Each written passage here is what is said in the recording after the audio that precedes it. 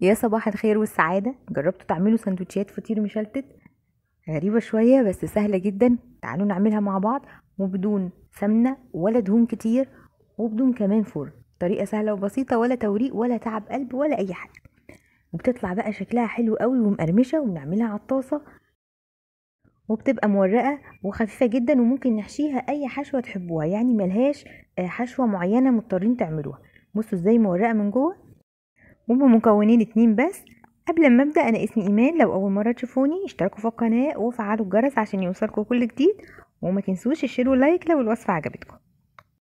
كل المكونات اللي هنحتاجها: شويه دقيق عليهم رشه ملح، هقلبهم مع بعض واضيف عليهم ميه. مش لازم الميه تكون دافيه ولا حاجه، ميه عاديه لاني مش هحط خميره. واقلبهم مع بعض كده وانزل بالميه تدريجيا لحد ما تتجمع معايا عجينه ناعمه، وهعجنها كمان بايدي لحد ما تبقى بالشكل ده. انا ما قلتش على كميه الدقيق، لانه لو انتوا عايزين تعملوا فطاير كتير تزودوا دقيق، والميه بتبقى تدريجيا، يعني مش هقول كميه محدده. لو عايزين كميه صغيره، دي حوالي كانت كوبايه ونص. طلعوا معايا حوالي 6 فطاير صغيرين، وبعدين هبدا اغطي العجينه نفسها، مش هغطي البوله علشان العجينه ما تنشفش، وهدخلها التلاجة من نص ساعه لساعه. ممكن كمان نبيتها في التلاجة من بالليل ونحضرها للفطار الصبح. انا طلعتها وعملتها رول وقطعتها. انا قطعت 6 قطع صغيرين علشان اعمل فطاير صغيره. ممكن كمان تخلوها فطيرتين او 3 كبار.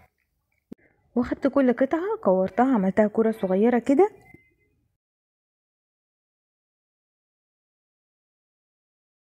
واحطهم في طبق واغطيهم علشان ما ينشفوش، واسيبهم يرتاحوا شويه علشان ابدا افردهم. واخد كل كوره واحط الاول على السطح اللي هفرد عليه شويه من الزيت، زي ما بنعمل الفطير المشلتت بالظبط. بس انا هاخد كل كوره لوحدها، والباقي برضو اغطي عليه واشيله وابدا افردها. بتبقى سهله جدا، يعني ممكن تفردوها بس بايديكم، مش محتاجين حاجه تفردوا بيها ولا حاجه. حاولوا بس اهم حاجه تخلوها رقيقه جدا، يعني بتبقى رفيعه على قد ما تقدروا. حتى لو حصلت قطعات كده ممكن تقفلوها، ما تقلقوش، لانه احنا بنلفها رول كمان، فبتتقفل من كل ناحيه. انا حطيت في اول واحده جبنه رومي وموتزاريلا وزيتون، واقفلها من الجناب والفها بالشكل ده. القطعه اهي انا داريتها وقفلت عليها من ناحيتين وقفلها كويس. بس كده، دي اول واحده معايا.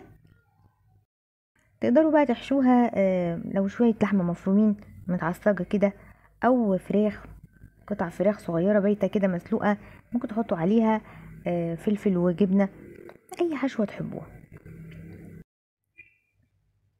دي بقى حشيتها جبنه فيتا، وحطيت عليها طماطم وزيتون، وهحاول اعملها بس حجمها يبقى اصغر شويه علشان تبقى مميزه ومعروفه عن التانيين.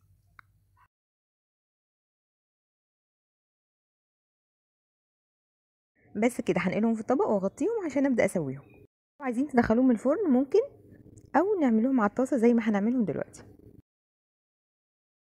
هحضر الطاسه. اهم حاجه الطاسه ما تكونش من النوع اللي بيلزق. هحط عليها معلقه او معلقتين زيت، واهدي النار كويس جدا. دي اهم خطوه في التسويه، لان لو النار عاليه هتبدا تاخد لون على طول، وهتلاقوها عجينه من جوه ما استوتش. هدوا النار كويس عليها، ولو عايزين تغطوها كمان ممكن تغطوا.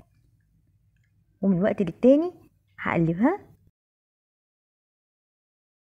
عشان عملت فطاير صغيره حطيتهم كلهم في طاسه واحده، يعني محتاجش اعمل كتير. ومن وقت للتاني نقلبها كده لحد ما تاخد اللون الذهبي وتبقى مقرمشه من بره، ونتاكد كمان انها استوت من جوه ومن بره. لحد ما تاخد اللون الذهبي الحلو ده، نقدمها بقى كده وهي سخنه مع كوبايه شاي او قهوه. احلى فطار بالهنا والشفا.